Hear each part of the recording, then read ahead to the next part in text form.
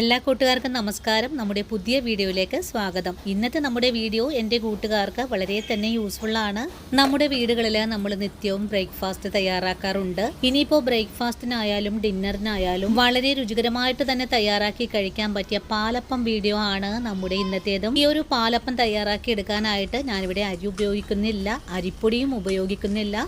വളരെ ഹെൽത്തി ആയിട്ട് തന്നെ ഉണ്ടാക്കിയെടുക്കാൻ പറ്റുന്ന ഒരു പാലപ്പമാണ്.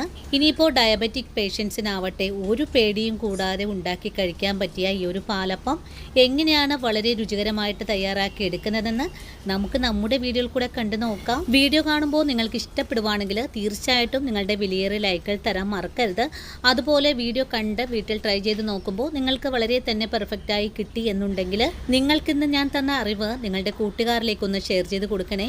അതുപോലെ വീഡിയോ കുറിച്ചുള്ള അഭിപ്രായങ്ങളെല്ലാം കമന്റ്സ് ആയിട്ട് അറിയിക്കാനും മറക്കരുത്. നിങ്ങൾ ഓരോരുത്തരും എനിക്ക് തരുന്ന സപ്പോർട്ടാണ് നമ്മുടെ വീഡിയോ മറ്റുള്ള കൂട്ടുകാരിലേക്ക് എത്തപ്പെടുന്നതും. അതുപോലെ ഒരുപാട് പേരെന്നോട് ആവശ്യപ്പെട്ടിരുന്ന കാറ്ററിങ്ങിനെ കുറിച്ചിട്ടുള്ള കാര്യങ്ങൾ ഞാൻ ഷോർട്ട് വീഡിയോ രൂപത്തിൽ അപ്ലോഡ് ചെയ്യുന്നുണ്ട്. ആ ഒരു വീഡിയോയിൽ പറഞ്ഞിരിക്കുന്ന കാര്യങ്ങളെല്ലാം തന്നെ നിങ്ങൾ ശ്രദ്ധിച്ച് കേട്ടിട്ട് ഇനിയുള്ള കാര്യങ്ങളെല്ലാം മുൻപോട്ട് കൊണ്ടുപോകാവുന്നതുമാണ്. ഇനി നമുക്ക് നമ്മുടെ വീഡിയോ കണ്ടു നോക്കിയാലോ. അപ്പോൾ എങ്ങനെയാണ് അരിയും അരിപ്പൊടിയും ഗോതമ്പ് പൊടിയും ഒന്നും തന്നെ ഇല്ലാതെ വളരെ പെർഫെക്റ്റ് ആയിട്ടും ഹെൽത്തി ആയിട്ടും പാലപ്പം വീട്ടിൽ തയ്യാറാക്കി എടുക്കുന്നതെന്ന് നമ്മുടെ വീഡിയോയിൽ കൂടെ നമുക്ക് കണ്ടു നോക്കാം.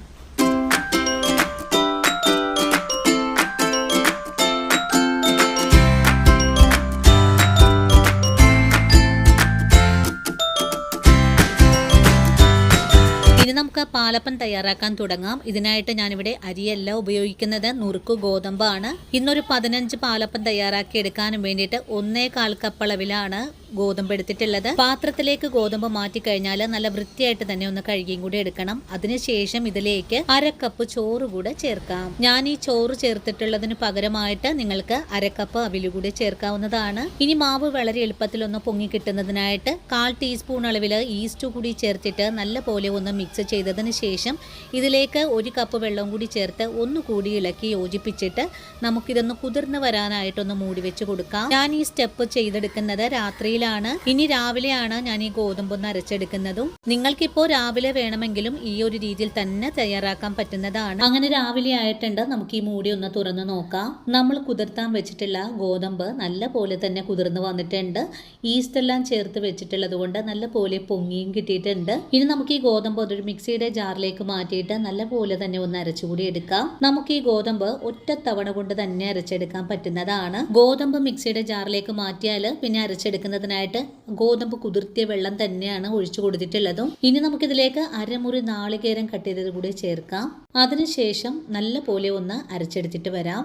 കൂടുതൽ അളവിൽ നിങ്ങൾ ഗോതമ്പ് ഇടുവാണെങ്കിൽ 2 തവണ കൊണ്ടാണ് അരച്ചെടുക്കാൻ സാധിക്കുന്നത്.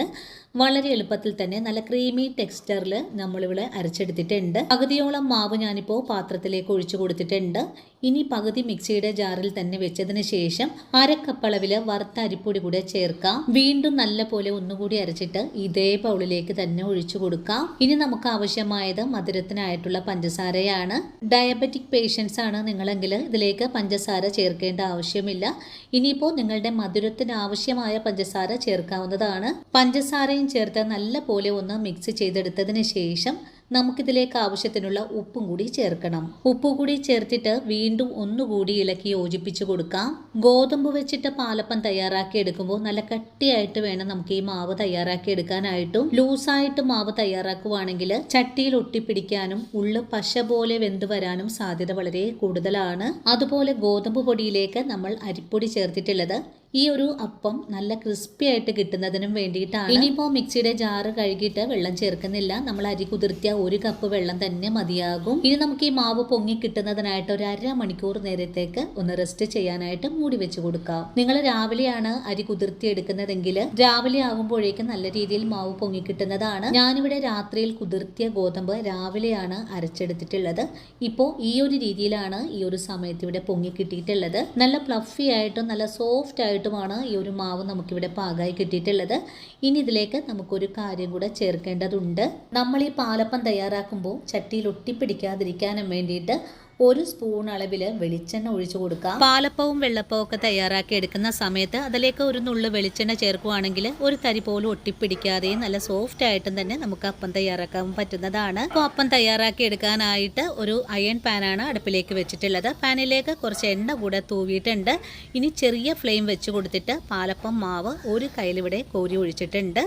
അതിനുശേഷം കയ്യിൽ കൊണ്ട് തന്നെ ഞാനിതുപോലെ ഒന്ന് ഷേപ്പാക്കി എടുത്തിട്ടുണ്ട്. നിറയെ തന്നെ ഹോൾസുകൾ വന്ന് തുടങ്ങുമ്പോൾ നമുക്ക് ഈ അപ്പം മൂടി വെച്ച് കൊടുക്കാം. 1 മിനിറ്റ് ആയപ്പോൾ നമുക്ക് ഈ മൂടി ഒന്ന് തുറന്ന് നോക്കാം. നമ്മുടെ ഗോതമ്പ് പാലപ്പം നല്ല ക്രിസ്പി ആയിട്ട് തന്നെ വെന്ത് വന്നിട്ടുണ്ട്. ഇനി നമുക്ക് ഈ ചട്ടിയിൽ നിന്നും പാലപ്പം എടുത്തു മാറ്റാവുന്നതാണ്. ചട്ടിയിലൊന്നും ഒട്ടിപ്പിടിക്കാതെയും നല്ല പെർഫെക്റ്റ് ആയിട്ട് തന്നെയാണ് നമുക്കിതൊന്ന് വേവിച്ചെടുക്കാൻ സാധിച്ചിട്ടുള്ളത്. ആദ്യ പാലപ്പം ഞാൻ പ്ലേറ്റിലേക്ക് മാറ്റിയിട്ടുണ്ട്. നിങ്ങൾക്ക് ഈ വീഡിയോയിൽ കൂടെ കാണാലോ എത്ര പെർഫെക്റ്റ് ആയിട്ടാണ് നമ്മളിത് വേവിച്ചെടുത്തിട്ടുള്ളത്. കണ്ണിന് കാണാൻ മനോഹരവും കഴിക്കാൻ നല്ല സ്വാദുമുള്ള ഈ ഒരു അപ്പം നിങ്ങൾക്ക് എല്ലാവർക്കും ഇനി ഈസി ആയിട്ട് വീടുകളിൽ തയ്യാറാക്കി എടുക്കാം.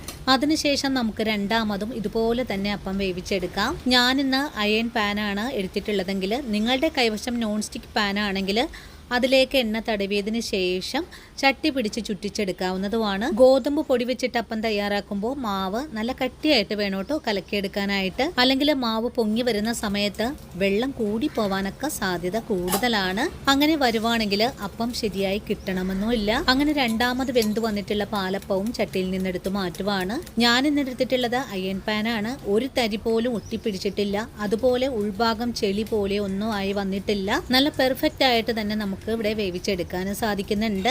അതും നല്ല ഷേപ്പായിട്ട് തന്നെയാണ് നമുക്കിവിടെ കിട്ടിയിട്ടുള്ളതും. ഈ ഒരു രീതിയിൽ തന്നെ നമുക്ക് എല്ലാ പാലപ്പവും തയ്യാറാക്കി മാറ്റാവുന്നതാണ്. അപ്പോൾ എൻ്റെ കൂട്ടുകാർ കണ്ടല്ലോ, ഒരു ബുദ്ധിമുട്ടുമില്ലാതെ നമ്മുടെ വീട്ടിൽ അരിപ്പൊടിയോ ഗോതമ്പ് പൊടിയോ ഇല്ലെങ്കിലും ഈ ഒരു രീതിയിൽ സൂചി ഗോതമ്പ് വെച്ചിട്ട് നമുക്ക് പെർഫെക്റ്റ് ആയിട്ട് പാലപ്പം തയ്യാറാക്കി എടുക്കാൻ സാധിക്കുന്നതാണ്. പിന്നെ പ്രത്യേക ഒരു കാര്യം എനിക്ക് പറയാനുണ്ട്. ഞാൻ പാലപ്പം തയ്യാറാക്കുമ്പോൾ ഈസ്റ്റും സോഡാപ്പൊടി ഒന്നും തന്നെ ചേർക്കാറില്ല. നിങ്ങൾക്ക് എല്ലാവർക്കും ഞാൻ ചേർക്കുന്ന കാര്യങ്ങൾ കിട്ടണമെന്നുമില്ല. അതുകൊണ്ടാണ് ഞാനിതിലേക്ക് ഈസ്റ്റ് ചേർത്തിട്ടുള്ളത്. ഇനിയിപ്പോൾ ഈസ്റ്റ് ചേർക്കാൻ താല്പര്യമില്ലാത്ത ആൾക്കാർക്ക് നിങ്ങൾ ചേർക്കുന്നത് എന്താണോ അത് ചേർത്തും നമുക്ക് പാലപ്പം തയ്യാറാക്കി എടുക്കാൻ സാധിക്കുന്നതാണ്. ഇപ്പോൾ നിങ്ങൾക്കൊരു സംശയം ഉണ്ടാകും, ഞാൻ എന്ത് ചേർത്തിട്ടാണ് പാലപ്പം ചെയ്തെടുക്കുന്നതെന്ന്. അങ്ങനെയുള്ള ഒരുപാട് വീഡിയോസ് നമ്മുടെ ചാനലിൽ ഞാൻ അപ്ലോഡ് ചെയ്തിട്ടുള്ളത് കൊണ്ടാണ് വീണ്ടും വീണ്ടും നിങ്ങളെ അത് കാണിച്ച് ബുദ്ധിമുട്ടിക്കാത്തതും. ഇപ്പോൾ ഇന്നത്തെ നമ്മുടെ വീഡിയോ എൻ്റെ കൂട്ടുകാർക്ക് വളരെ തന്നെ പ്രയോജനകരമായി എന്ന് തന്നെ വിശ്വസിക്കുവാണ്. വീഡിയോ കാണുമ്പോൾ നിങ്ങൾക്ക് ഇഷ്ടപ്പെടുവാണെങ്കിൽ നിങ്ങളുടെ വിലയേറിയ അഭിപ്രായങ്ങൾ പറയാൻ മറക്കരുത്. അതുപോലെ വീഡിയോ കാണുമ്പോൾ മുഴുവനായിട്ട് കണ്ടൊന്ന് ചേച്ചിയെ സപ്പോർട്ട് ചെയ്യാനും മറക്കരുത്. ഇനിയും ഇതുപോലുള്ള നല്ല നല്ല വീഡിയോസൊക്കെ ആയിട്ട് ഞാൻ നാളെ ഓടിയെത്തുന്നതാണ്. അതുവരെയും വീഡിയോ കണ്ട് സപ്പോർട്ട് ചെയ്ത എൻ്റെ എല്ലാ കൂട്ടുകാരോടും ഇനിയും കാണാനിരിക്കുന്ന എൻ്റെ പ്രിയ കൂട്ടുകാരോടും ഒത്തിരി നന്ദി സ്നേഹമൊക്കെ അറിയിച്ചുകൊണ്ട് നാളെ രാവിലെ ഓടിയെത്താം. അതുവരെയും സ്നേഹത്തിൻ്റെ ഭാഷയിൽ വീണ്ടും കാണാം.